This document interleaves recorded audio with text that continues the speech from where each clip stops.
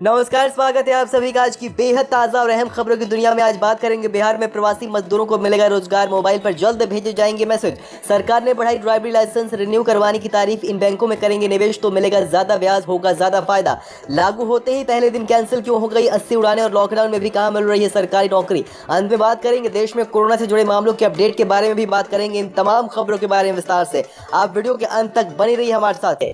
सबसे पहले चलिए शुरू करते हैं आज की पहली खबर और बिहार वासियों के लिए खुशखबरी के साथ। बिहार सरकार की पहल, प्रवासी कामगारों के मोबाइल पर पहुंचेगा रोजगार का संदेश। जी हां, लॉकडाउन के चलते लाखों की संख्या में बिहार लौट रहे कामगारों के लिए अच्छी खबर है। राज्य सरकार उनको रोजगार दिलाने की दिशा में एक और महत्वपूर्ण पहल करने जा रही है। आने वाले दिनों में इन कामगारों के मोबाइल पर रोजगार संबंधी संदेश पहुंचेंगे। इस संदेश के जरिए वे जान सकेंगे कि उनकी योग्यता के अनुसार उनके आसपास रोजगार के कौन कौन से विकल्प उपलब्ध हैं। इसके लिए NIC द्वारा एक नया मोबाइल ऐप भी विकसित किया जा रहा है। प्रवासी कामगारों को यही रोकने के लिए कई स्तर पर कवायद शुरू की जा रही है।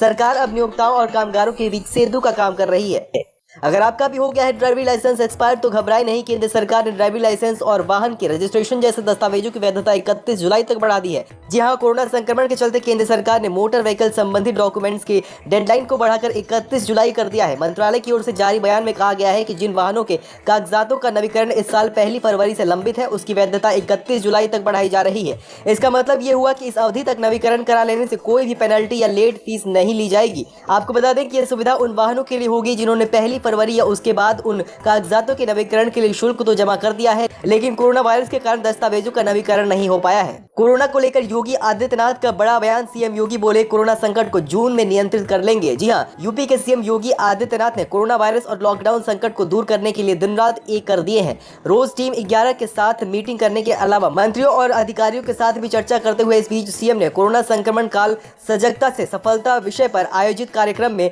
वेबिनार के जरिए कहा है कि कोरोना संकट को जून में काफी हद तक नियंत्रित कर लेंगे। इसके लिए पूरी टीम लगी हुई है। पहले ही दिन चरमराई व्यवस्था। पहले ही दिन 332 में से 80 उड़ानें रद्द। एहतियातन के साथ प्लेन में सफर कर रहे हैं यात्री। जी हां, 2 माह से लंबे लॉकडाउन के बाद सोमवार से देश भर में घरेलू विमान सेवा शुरुआत हो गई है। दिल्ली एयरपोर्ट पर आज आने वाली उड़ानों की संख्या 118 है। इस क्रम में एयरपोर्ट अथॉरिटी ऑफ इंडिया ने पहले ही सभी एयरपोर्ट के लिए स्टैंडर्ड ऑपरेटिंग प्रोटोकॉल जारी कर दिया था, ताकि कुछ सावधानियों और नियमों पर सख्ती से पालन किया जा सके। पहले दिन राष्ट्रीय राजधानी के इंदिरा गांधी इंटरनेशनल एयरपोर्ट से आज रवाना होने वाली कुल 332 फ्लाइट्स में से 80 फ्लाइट्स रद्द कर दी गई हैं। इसे लेकर यात्रियों के बीच गुस्सा है, लेकिन उन्होंने शिकायत की है कि बिना किसी तरह की पूर्व सूचना के ही एयरलाइंस ने फ्लाइटें रद्द कर दी हैं।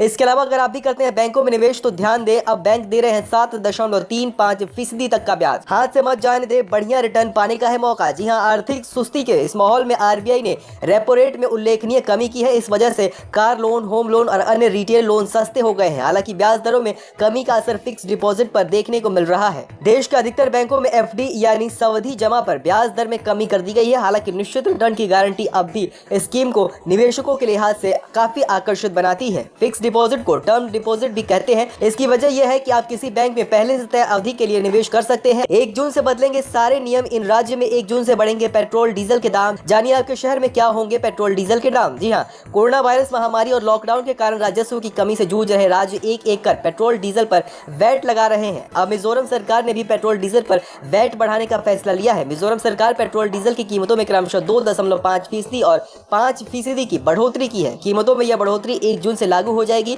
इससे मिजोरम में डीजल की कीमत 60 रुपए 49 पैसे से बढ़कर 62 रुपए प्रति लीटर और पेट्रोल की कीमत 66 रुपए 54 पैसे से बढ़कर 69 रुपए 87 पैसे तक हो जाएगी। बाकी राज्यों में दाम स्थिर रहने के आसार हैं। आगे आपको बताते हैं कि लॉकडाउन में भी कहां मिल रही है सरकारी नौकरी। टीचिंग और नॉन टीचिंग पदों पर निकली भर्तियां 15 जून तक कर सकते हैं आवेदन। जी हां, Lakshmibai national institute of physical education Gwalior में टीचिंग और नॉन टीचिंग पदों के लिए भर्तियां निकाली गई हैं। INIPE.edu.in पर जाकर आप आवेदन की अंतिम तारीख 15 जून तक आवेदन कर सकते हैं। अंत में बात कर लेते हैं देश में कोरोना से जुड़े मामलों के अपडेट के बारे में भी। देश में अब तक 1,39,047 मरीजों की पुष्टि हो गई है।